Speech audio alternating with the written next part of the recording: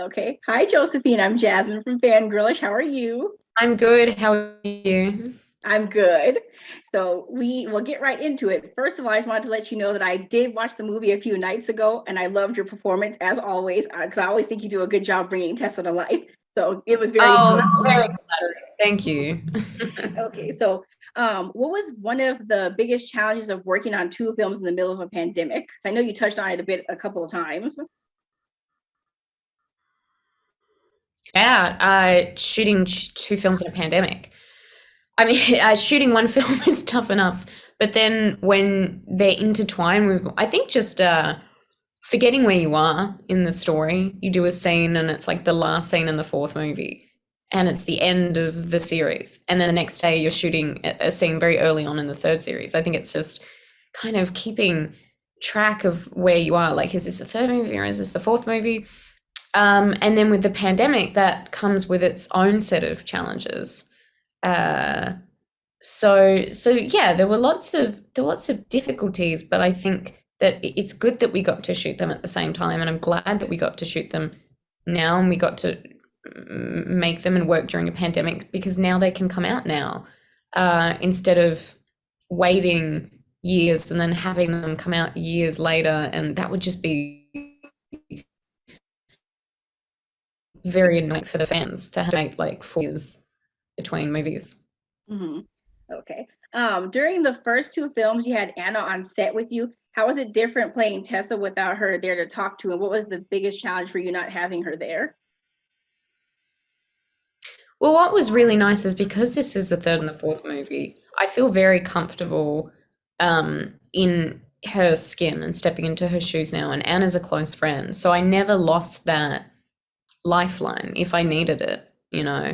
Um, I think, and I think with COVID, there was a lot of, it was a much smaller set just in general. So luckily, I don't think it didn't present itself as really a challenge. Hmm.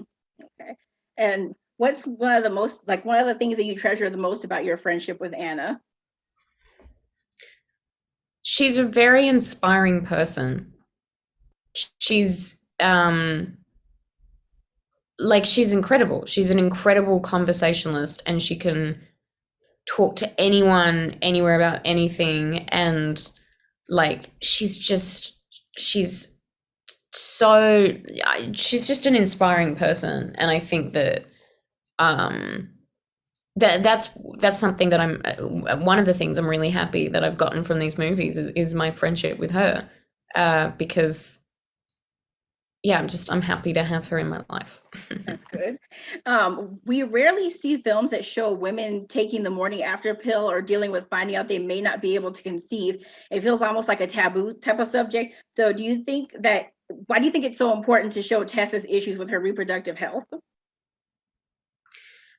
Because like you said, it's a taboo thing. And I think that the only way that you can decrease shame around a topic is by uh, opening up that topic course and making people feel less alone. Hmm. Both Hardin and Tessa's fathers are alcoholics and have caused them like a tremendous amount of pain. However, Tessa's approach to Richard is more forgiving than Hardin's is with Ken. Do you think she behaves that way because she feels a responsibility to be an example to Hardin's interactions with his father? Sorry, could you say that again? The second Oh, half?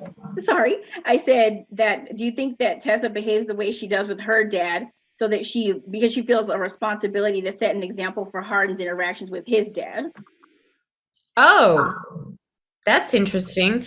Um, I I don't think so. It's funny because these two characters both have very similar father problems. And you would think that they would notice more. And I don't think they're aware of how similar, like, some of their problems are, or the difficulties in life that they face. And I don't think she's really thinking about that. I think she's just got so much on her plate that she's not trying to change him by example, but I think she probably does influence him by example. Mhm.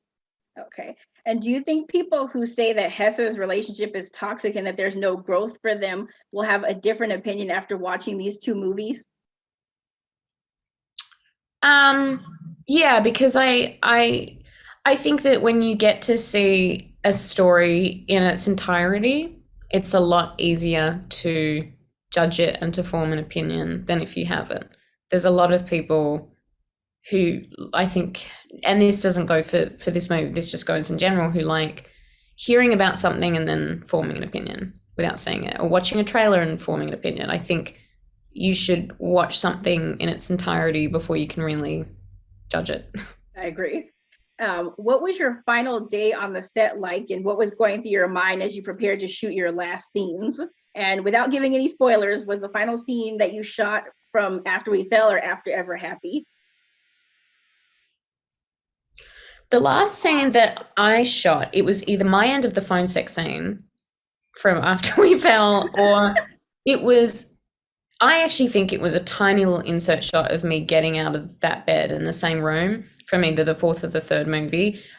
It's always a bit anticlimactic, the very last day, because you don't usually in movie land shoot the last scene in the movie on the very last day. Usually you shoot some really minor stuff. And most of the sets are starting to get disassembled and everything. So it's kind of just this sad, like, oh my God, it's, and you know, it's bittersweet's the right way to describe it. But yeah, it's not, yeah, it did feel weird. Yeah. Okay. And you often speak about fans of the After series. What is it about the fandom that has meant so much to you? Their size and their passion and their positivity. I think that I anytime someone can be passionate about something, it doesn't matter what it is, if it's a movie or a book or just, you know, video games. I think that is so great because we need more passion in the world. And I think and I love hearing people talk about the things that they're interested in. I find it really interesting. And I just think it's something we should always cherish. Like, it doesn't matter why. It doesn't matter if someone else says you're silly. I think it's wonderful. And just to have people who love these books or who love these movies and who are just really genuinely, like, you know, a girl came up to me the other day at IKEA when I was with my friend, and she was so respectful, and she just said, "Hey, I just wanted to say I love this and you were great." And it's moments like that where you're like, wow, it's yeah, it's a little magical. That's nice. I know that sounds corny. No, I like your answer. Okay, a fun one. Did you take any of Tessa's wardrobe home with you? And what was your favorite outfit of hers to the series? And which one would you never want to wear again? Oh. Well, we had wonderful costume designers on this, so I don't want to say what was my favorite? You know, I'm a very practical person, so my favorite outfit was probably the most comfortable one. It's probably like the pajamas or maybe jeans. And I mean, throughout the whole series, there's some really beautiful dresses in this series. I'm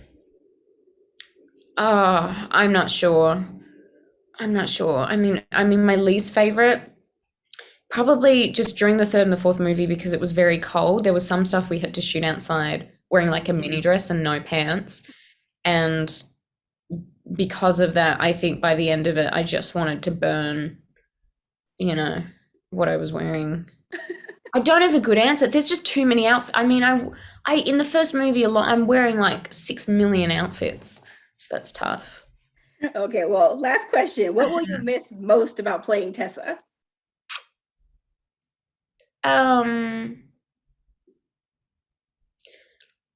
I think the people, the comfortability of like, because you become like a family, and getting to come back year after year and like put their skin back on and go back into the role.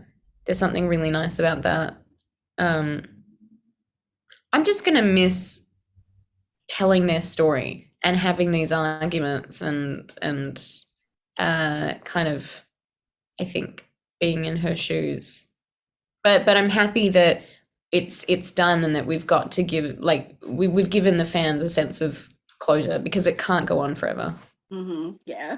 Well, on that note, thank you so much for your time, and I can't wait for other people to be able to see the movie in a few days. Thank you. Thank you.